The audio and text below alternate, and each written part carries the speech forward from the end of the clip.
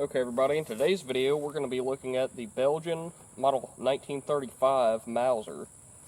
And this rifle was developed in the mid-30s, basically as a counter to German rearmament, and was Belgium getting prepared for World War II.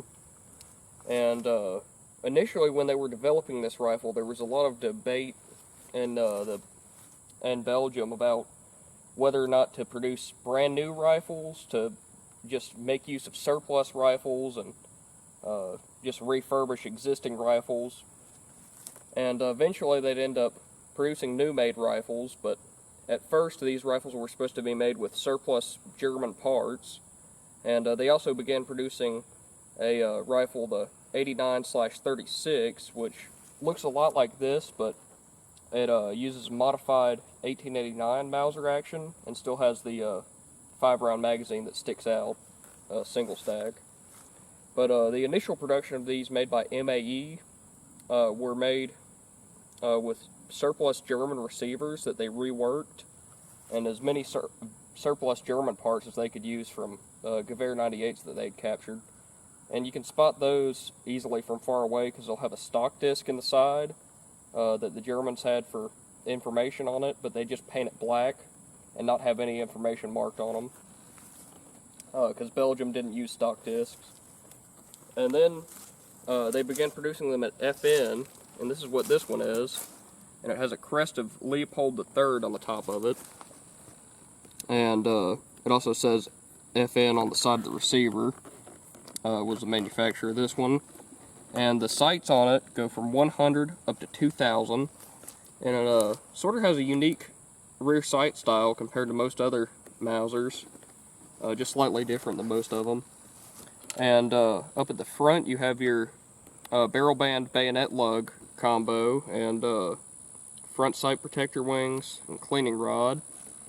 And the bayonet lug on this one, they used a Model 35 bayonet, which we don't have here today, but it's very similar to any of the 1889 style bayonets.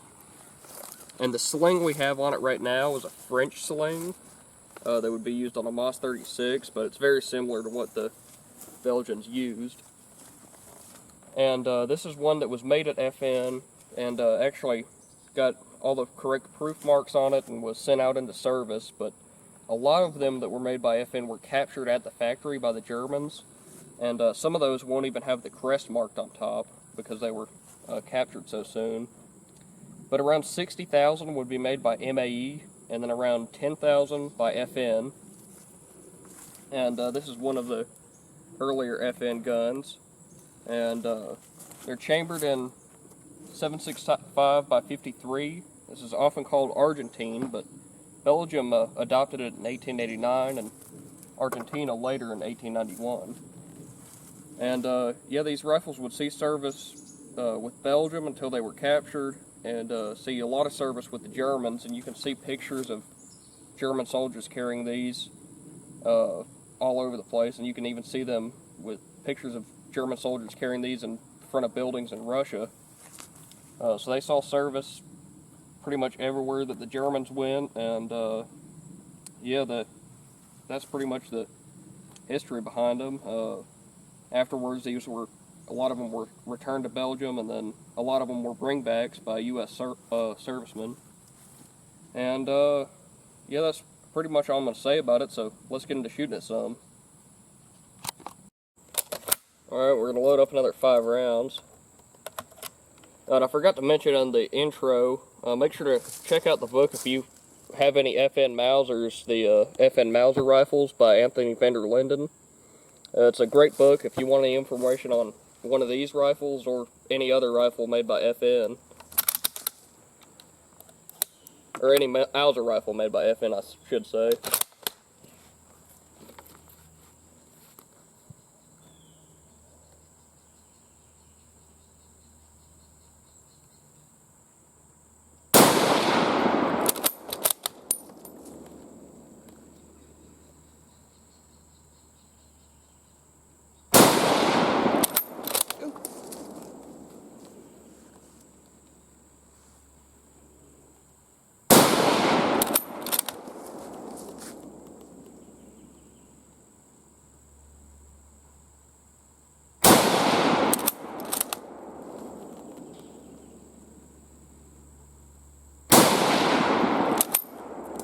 That's all of them. Alright, here's our group, and 2 rounds are on the plate and the other 3 are up here. I must have shifted my point of aim at some point during the group, because when we test fired it all grouped in one spot, so I must have shifted while I was shooting. That's why these 3 are up high. But good group other than that. Alright, we're going to load up another 5 rounds. Hopefully our group will be a little bit better this time.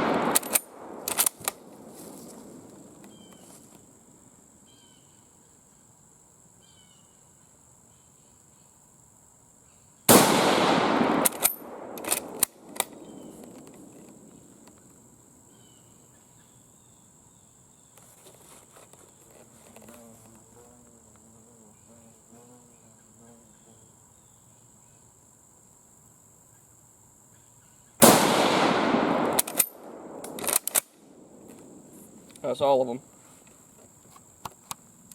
Alright, here's our next group, and these 3 are really tight, and then these 2 are on the plate. Elevation's still a little bit spread out on these groups, just because I think how bad the light is today. We have a bit of a late start. Also, while we're not wearing safety glasses, because can't see through the sights if I'm wearing those with how bad the lighting is today, but that's a really good group, and these 2 are not too far off. Really nice shooting rifle. Alright. Load up another 5 rounds at 100 yards.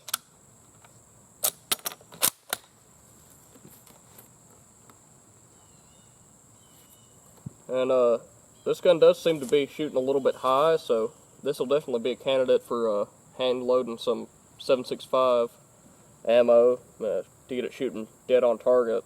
100.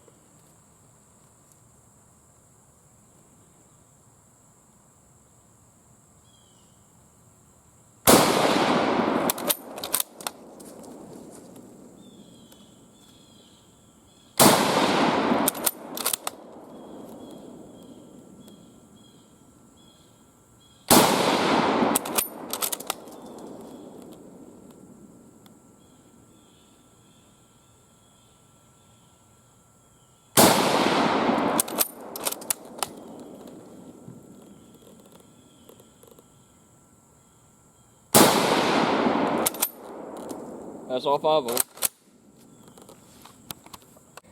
Alright, here's our next group, and a bit wider than the last ones, but the barrel is also heating up on this, but another decent group, just a little bit high.